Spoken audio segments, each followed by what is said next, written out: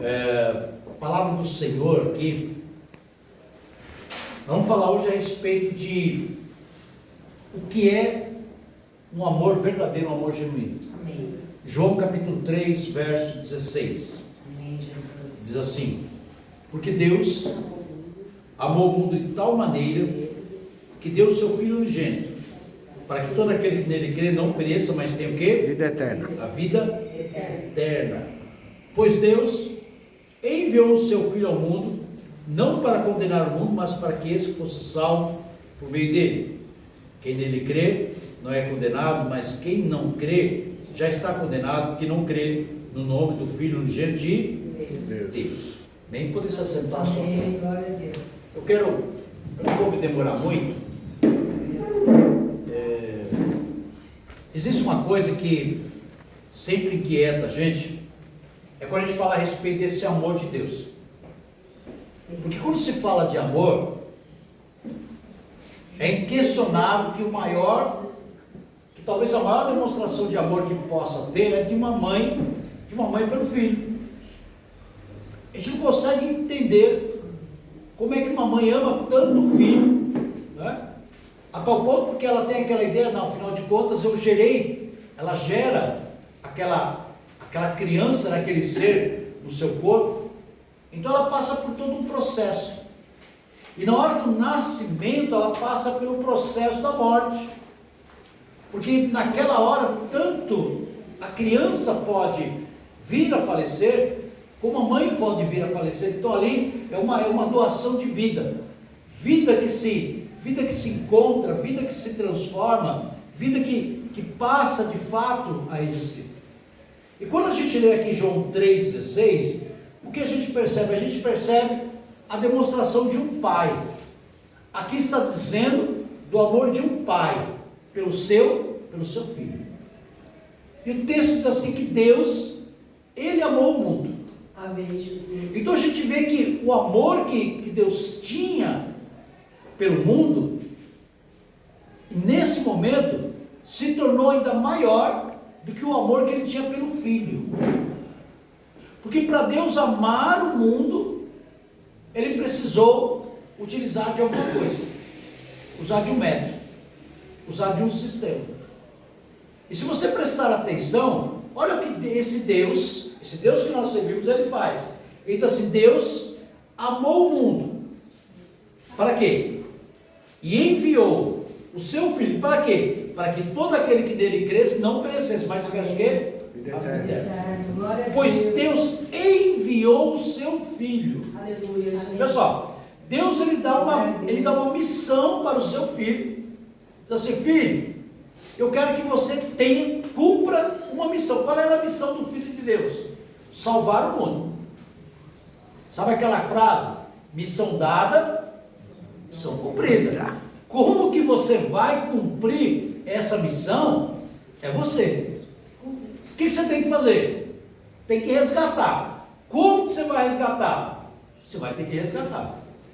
Tem o plano, vai, ou seja, é criado um plano, mas o objetivo final é que aquele plano, aquela ação de resgate, ela tenha resultado. Amém, Jesus. Então, olha as etapas com que foi feito o envio, como foi feita essa missão aí. Olha. Ele não vem do nascimento do pecado. Não era resultado da relação entre o homem e uma mulher. Foi gerado pelo Espírito Santo. Foi criado dentro de um lar temente a Deus. Certo? Aos 12 anos, o que ele faz? Ele é apresentado no templo. Aos 30 anos, ele comparece diante de João Batista e é batizado das águas. E diz a palavra de Deus que João Batista sabia que aquele que ele visse descer uma pomba sobre ele, o Espírito Santo, ele saberia que aquele seria o Salvador do mundo. Diz: eis o Cordeiro de Deus que tira o pecado do mundo. E aí aparece Jesus sem pecado, e ele fala: mas eu que precisaria ser batizado por você, não, é necessário ser como que tem que ser. Amém, Jesus. Então você vai pegar toda a trajetória de Jesus, nascendo não nasceu do pecado, não nasceu do desejo do homem, não nasceu do desejo do homem e da mulher, concebido, gerado, viveu uma vida totalmente diferente, alheia a toda cumpriu toda a lei cumpriu tudo. A Bíblia Sagrada diz que não havia nele engano algum, não havia falha alguma. Aleluia, Jesus. E de repente o que acontece ali? Ele tem uma missão para ser cumprida. Glória a Deus. Ele começa a ensinar, e quando eles foram prender Jesus, eles disseram assim, não conseguiram prender, não. Nós nunca encontramos ninguém que falasse de uma tal maneira, como ele falou. Nunca ninguém nos ensinou de uma tal maneira, como ele nos ensinou. Então o ensino dele superou o ensino dos rabinos, superou o ensino de todo tipo de mestre, superou o ensino dos fariseus. Então ninguém tinha nada para falar a respeito de Jesus. Amém. Glória a Deus. Nada. O que pecado Jesus tinha? Nenhum. Ele não quebrou a lei, ele não transgrediu nada, ele cumpriu todos os mandamentos. Glórias a ti, Pai. Mas ele está lá. Então a gente começa a perceber que quando Jesus ele recebe a missão, ele sabe, eu preciso cumprir a minha missão. E a última coisa que faltava acontecer, como que era o símbolo, que era aquela maneira como acontecia, quando no Antigo Testamento alguém pecava, tinha que chegar diante do sacerdote e apresentar um cordeiro primogênito, sem mancha, sem defeito, sem nada. Tinha que ser entregue. Nós não vemos em nenhum momento Jesus apresentando no templo um cordeiro. Ele não apresentou em nenhum momento. A Bíblia não fala sobre isso. Mas o que nós vemos aqui? Nós vemos que agora a coisa fica tão complexa que está se cumprindo os seus dias. E agora a justiça de Deus precisa ser feita. A justiça de Deus precisa ser satisfeita. Então, como não tinha mais nada para fazer, o que faz? Jesus ele pega e ele se entrega. Ele se entregou. Porque todas as vezes que quiseram pegar no templo, não conseguiram pegar.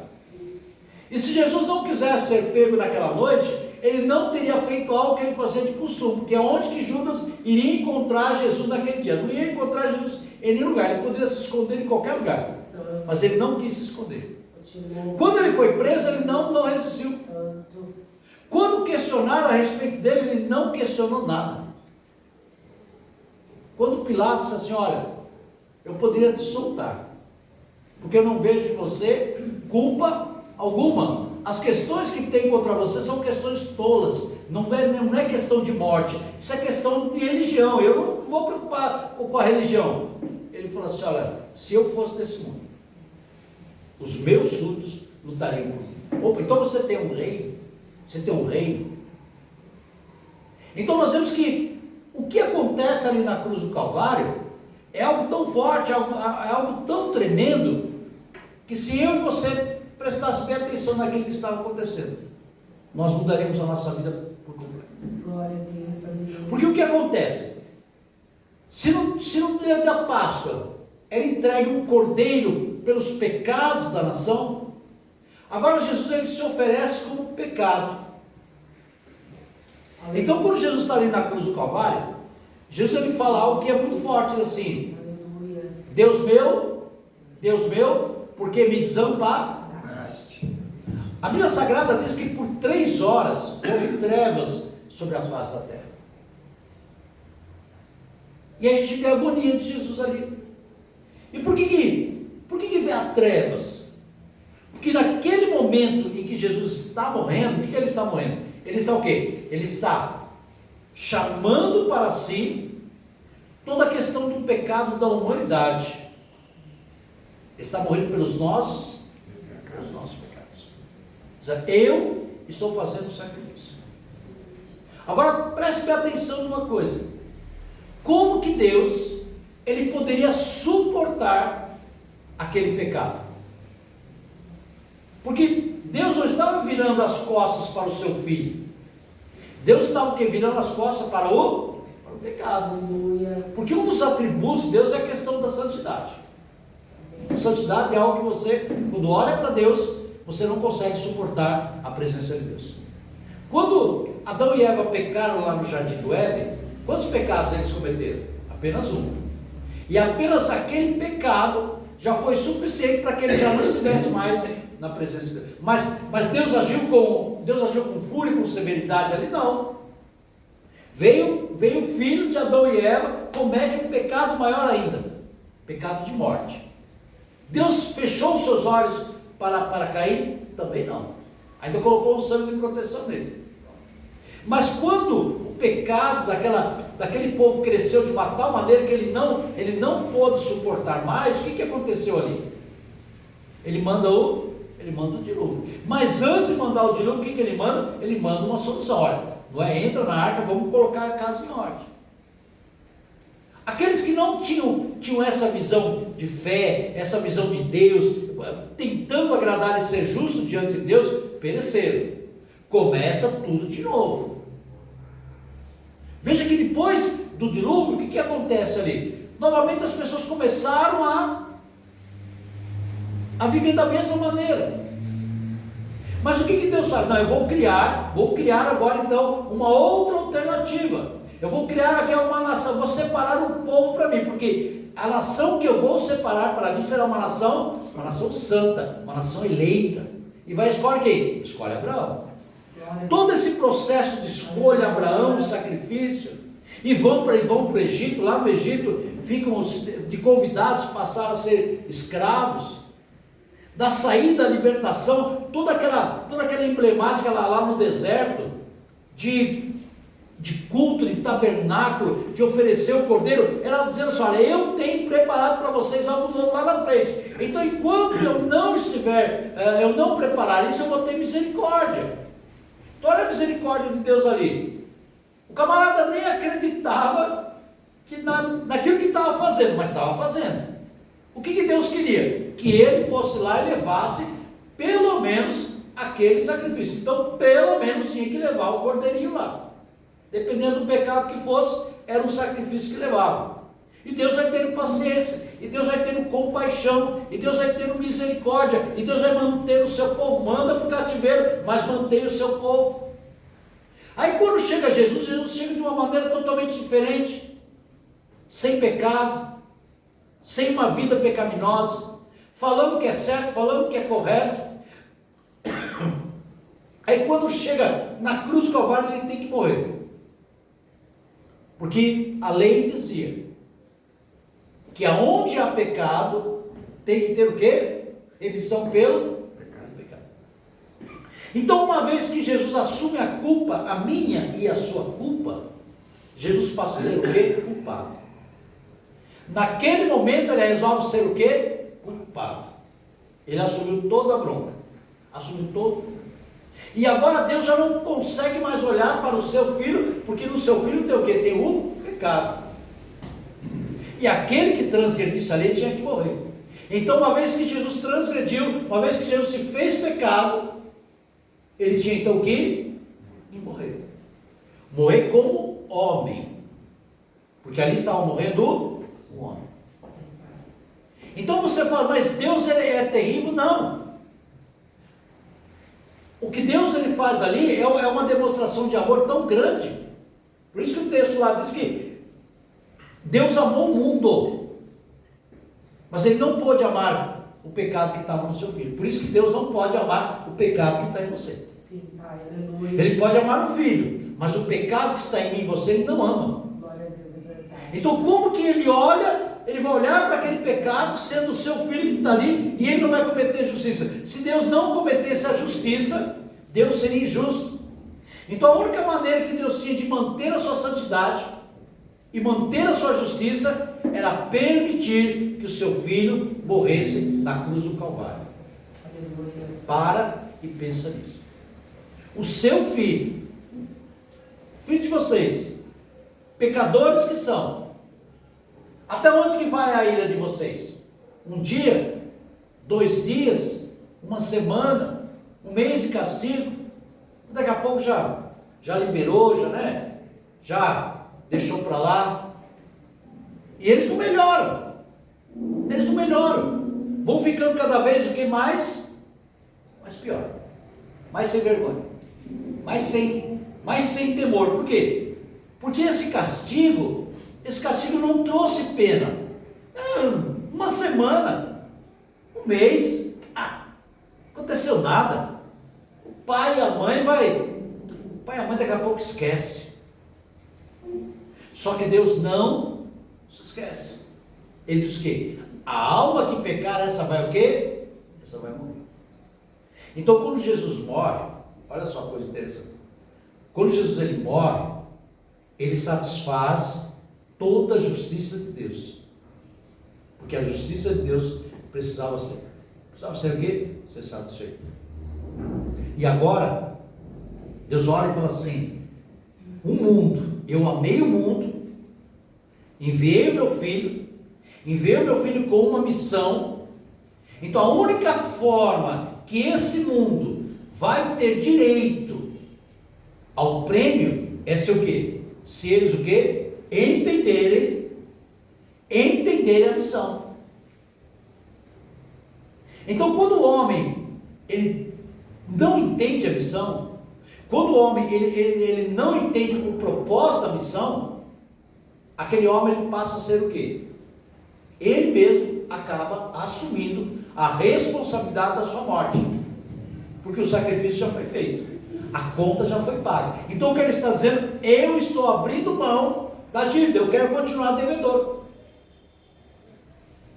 Por isso que é muito sério essa questão de nós olharmos para os nossos pecados e assim, mas isso não é nada, daqui a pouco Deus não vai me punir, Deus não vai fazer isso, porque Deus ele é amor, Deus ele amou o mundo, meu pai me ama, a gente tem essa concepção de Deus, a maneira como nós vemos, como vê o nosso pai e nossa mãe. Pode prestar bem atenção nisso aí. A relação que você tem com relação ao teu pai e a relação que você tem com a tua mãe é a mesma relação que você vai transferir para Deus. Então se você tem um pai, se você tem uma mãe, se você tem um pai, você tem uma mãe que era misericordioso, que era severo demais, você vai fazer essa relação da mesma maneira. Só que os nossos pais, eles são falhos. A minha mãe era falha. Podia ser honesta, podia ser correta, mas era uma pessoa falha. Eu encontrei falhas no caráter da minha mãe. E certamente vocês também vão encontrar falhas no caráter do seu pai, no caráter da sua mãe. Mas você deixa de amar eles por isso? Não deixa. Mas por outro lado também você não tem coragem de condenar o seu pai e condenar a sua mãe porque você o ama. Sim.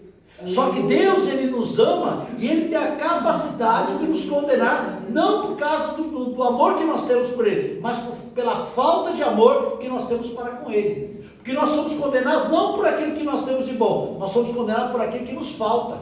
Glória a Deus. Então essa relação que nós temos que ter diante de Deus tem que ser uma relação sincera. Esse pensamento que o ser humano tem é até uma desculpa para continuar pecando. É uma desculpa para continuar pecando. Então eu vou pecar porque Deus ele não vai me matar. Sabe por quê? Porque eu tenho certeza que eu vou orar e Deus vai dar graça. Sim, Ele está te dando a graça, mas Ele não está te livrando da culpa. Sim, pai. Ele não está te livrando do castigo, porque tudo aquilo que você semeia, você colhe. Então, de repente, aquilo que você está semeando hoje, você não vai colher hoje, você vai colher amanhã.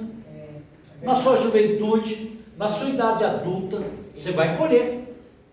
E quanto mais tempo isso demora para você colher, maior é a dor. É como os dentes, né? O dente do siso. É melhor você perder enquanto você é novinho. Porque se você tiver que tratar esse problema na fase adulta, você vai sofrer demais. Vai sofrer demais. Então tem pessoas que o próprio Deus ele vai amando e vai dando misericórdia para que você possa entender o que está acontecendo. Mas Ele não vai tirar você por inocente. Ninguém é tirado por inocente. Nem o próprio Filho de Deus foi tirado por inocente. Ele morreu como inocente, mas ele se fez como culpado. Então, como culpado, a justiça tinha que se cumprir.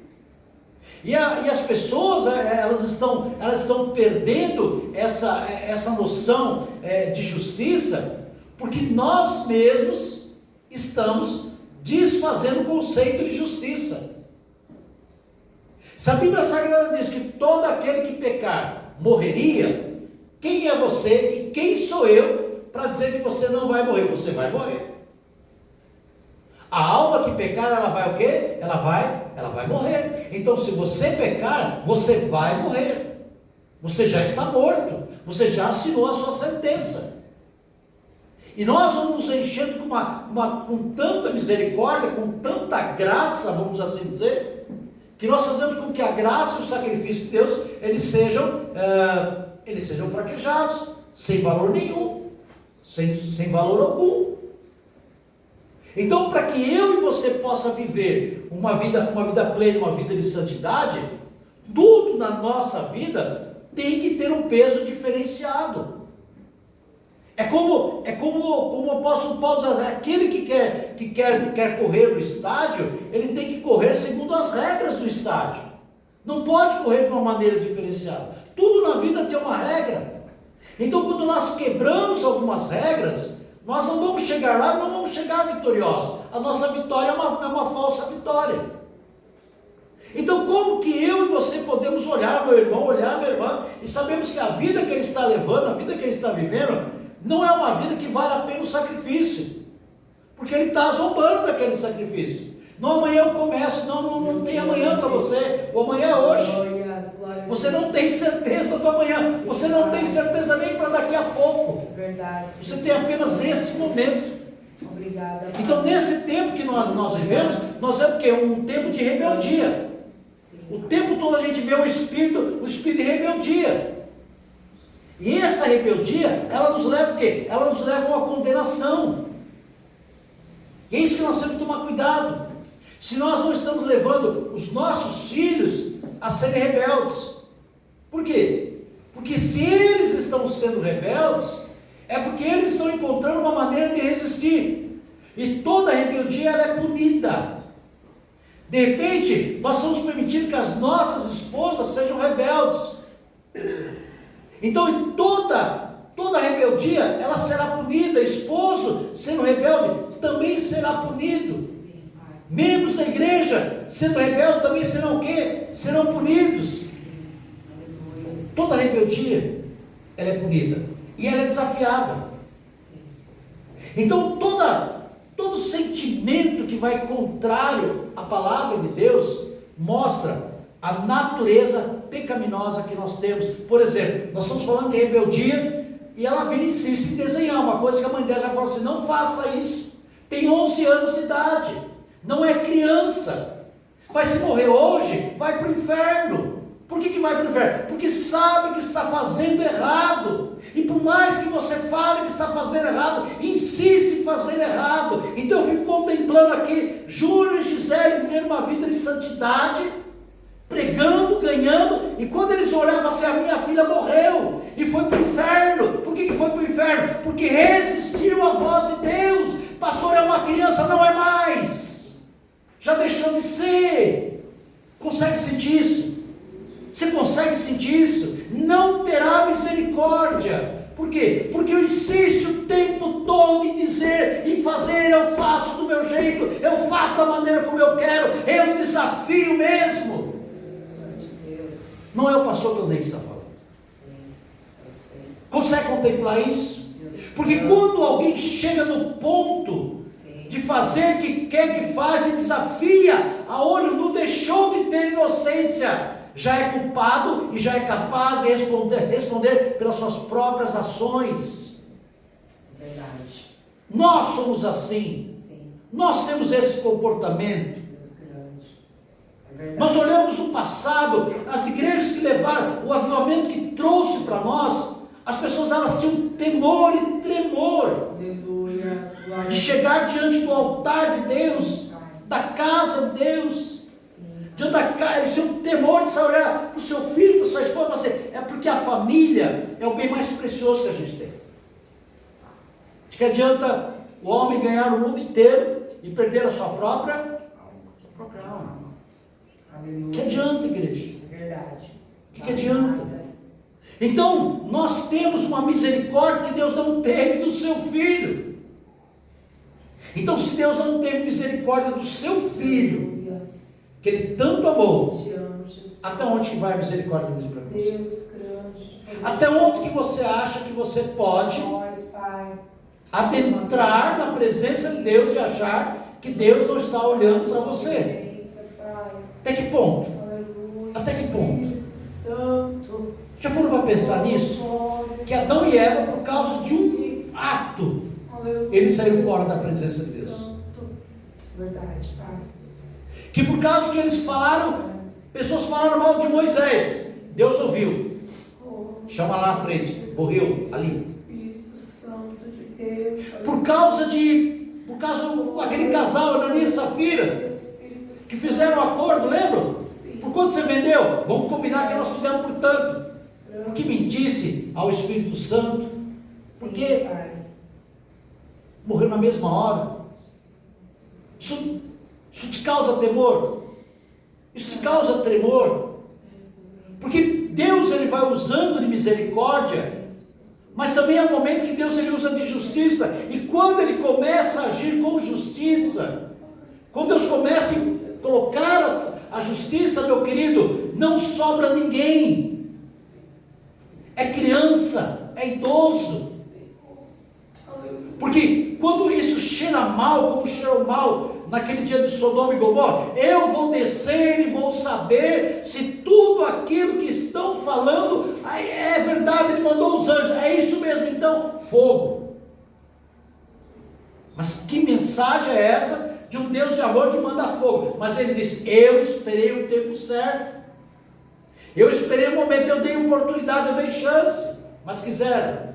Não quiseram. Então nós estamos vendo que os dias estão acelerados. Já não há mais temor. A criança já não tem mais temor. O jovem já não tem mais temor. Os casais já não tem mais temor. O altar já não tem mais temor. Espírito Santo. O que Deus vai fazer? Ele vai cumprir a sua justiça. Ele enviou o seu filho. Ele enviou a sua promessa. E aí nós ficamos, nosso Senhor, volta para buscar a sua igreja. Ele vai voltar para buscar a sua igreja. Ele vai fazer o que tem que ser feito. A diferença é se eu vou me encontrar com ele nos ares, ou se eu vou me encontrar com ele no dia do juízo. Sim, Pai. Essa é a grande diferença. Eu vou me encontrar com ele quando? Nos ares, ou eu vou me encontrar com ele no juízo? No dia da condenação eterna? Porque está selado. Então o tempo todo o Espírito Santo está falando nas igrejas. Aleluia. Não é só que não. Pode ter certeza daquilo que eu estou dizendo a vocês. Nessa semana vocês vão perceber que Deus usou dessa mesma palavra em vários lugares. Por quê? Porque o Espírito Santo ele tem uma mesma mensagem. Verdade, Pai. A terra está agitada. Sim. As nações estão agitadas. As famílias estão agitadas. Então o tempo todo nós precisamos proclamar, porque as pessoas estão indo aceleradas, está começando a vir uma tragédia atrás de outra tragédia. E quando nós olhamos isso, nós temos que prestar atenção que alguma coisa no céu se movimentou, porque a ceifa começa a ser grande.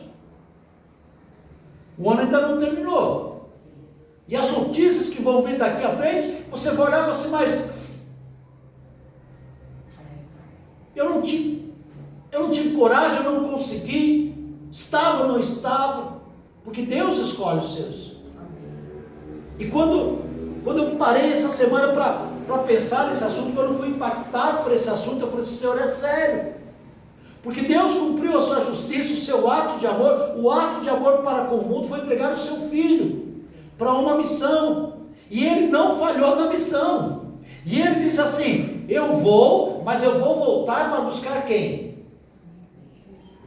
A minha igreja.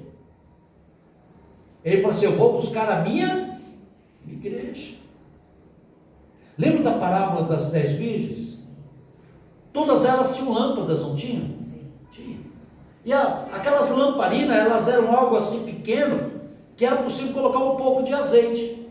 Mas esse azeite, ele não durava muitas horas. Eram 2, 3 horas no máximo, aquele azeite. Por isso que tinha que ter a reserva de azeite. Porque se você ficasse à noite com aquele azeite lá, só leva a lamparina à noite.